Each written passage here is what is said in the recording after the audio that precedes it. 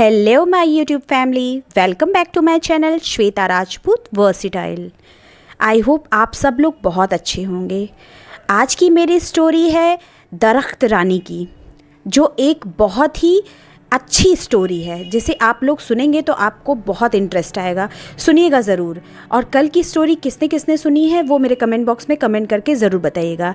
And आज की story जो मैं सुनाने जा रही हूँ वो स्टोरी कितने लोगों ने पहले सुन चुकी है ये भी ज़रूर बताइएगा।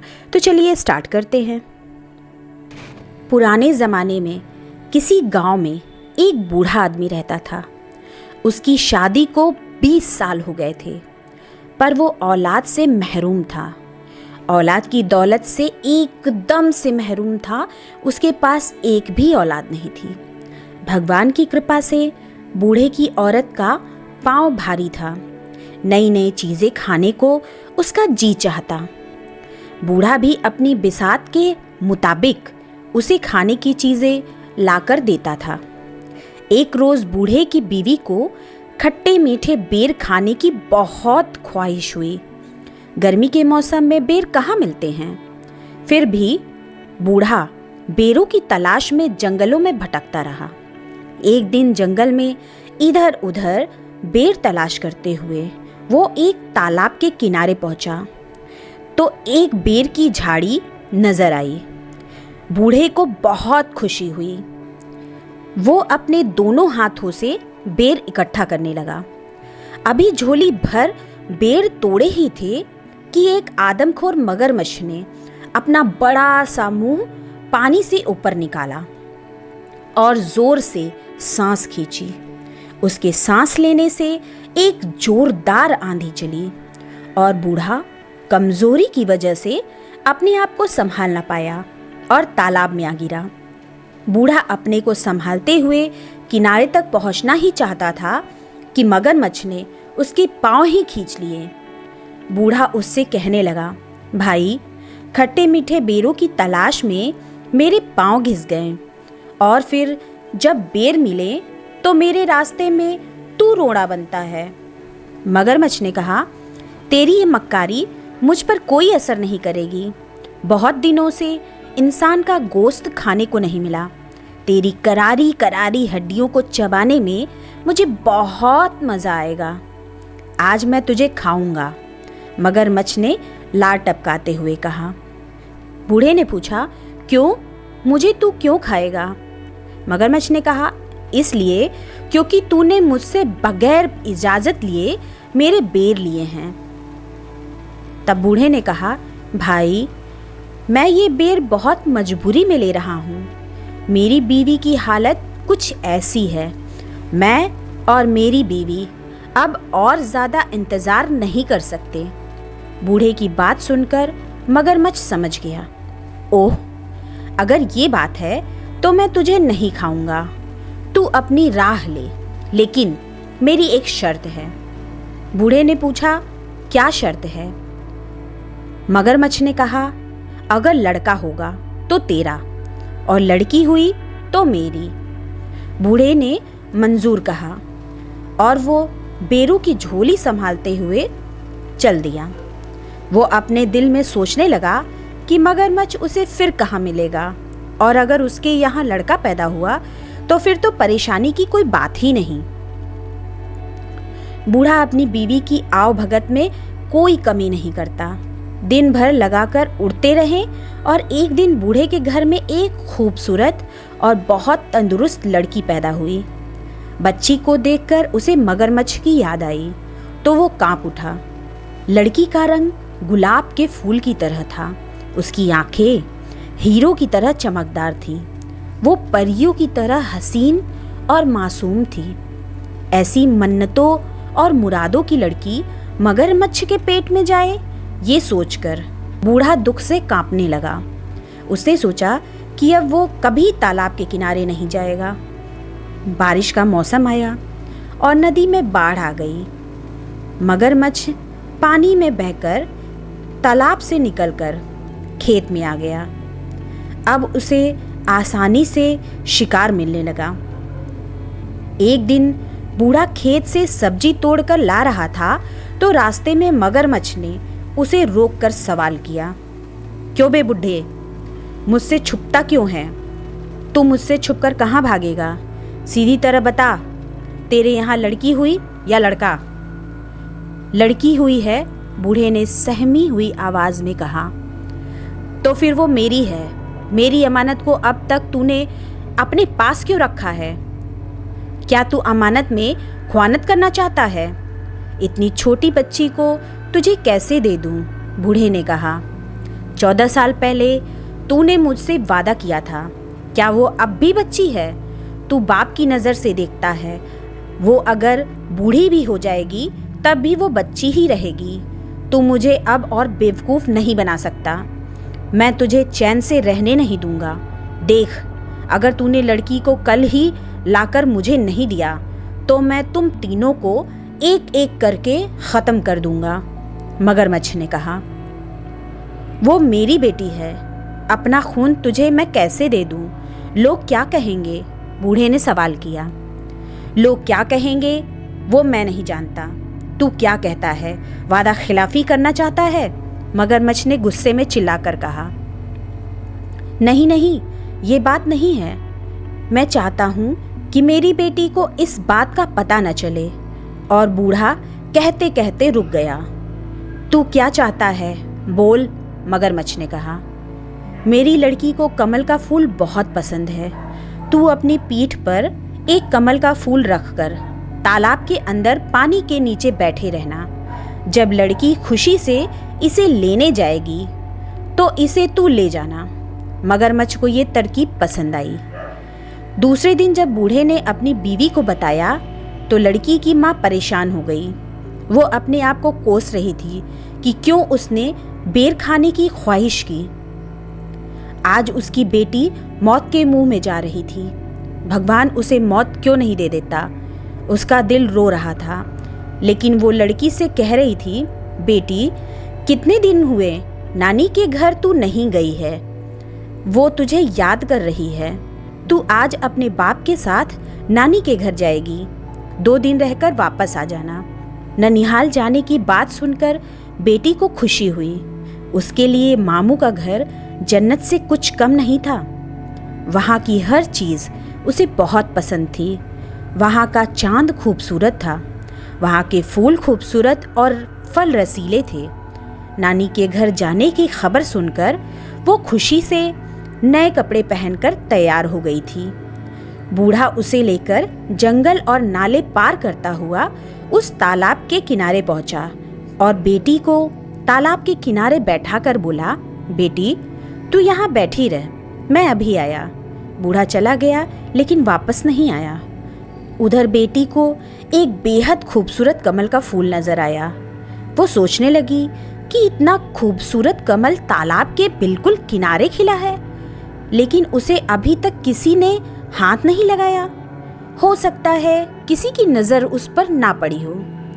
बूढ़े की बेटी धीरे से पानी के अंदर गई। कमल के फूल की तरफ हाथ बढ़ाते ही कमल थोड़ा आगे खिसक गया। लड़की डर कर अपने बाप को पुकारने लगी, घुटने पानी हुआ है बाबा, कमल खिसकता जाता है। वो फिर आगे बढ़ने लगी। कमल फिर से खिसक गया। लड़की चीख कर अपने बाप को पुकारने लगी, छाती पानी हुआ है बाबा, कमल खिसकता जाता है। बाप वहाँ होता तो जवाब देता। उसे डर लग रहा था।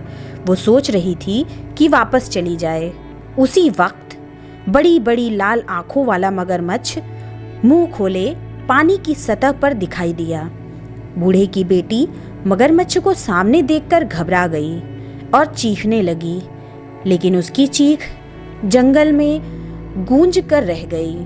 पर उसका बाप वापस नहीं आया।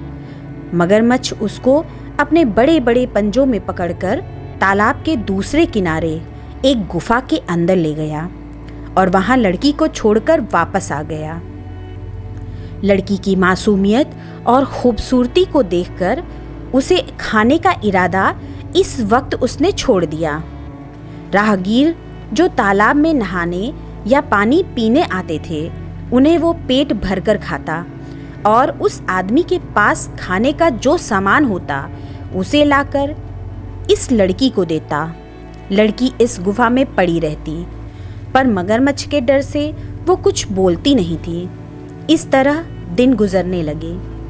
चारों तरफ इस तालाब का मगरमच्छ आदमखोर के नाम से मशहूर हो गया था।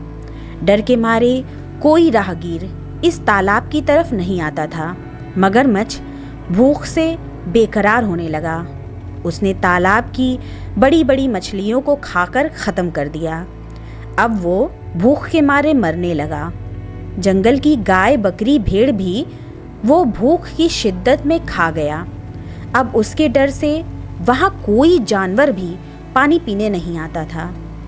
जब उसे जोर की भूख सताने लगी तो वह बूढ़े की बेटी के करीब आकर उसे अपनी लाल और ललचाई आंखों से घूरने लगा। बूढ़े की बेटी समझ गई कि अब उसकी बारी थी, लेकिन मगरमच्छ ने उसे उस दिन नहीं खाया। सोचने लगा कि अब उसके दांतों में धार नहीं थी, उन्हें लोहार से तेज कराने के बाद उस लड़की को खाएगा। ये सोचकर वो लोहार के पास गया। इधर बूढ़े की बेटी अपनी जान बचाने की तरकीब सोचने लगी।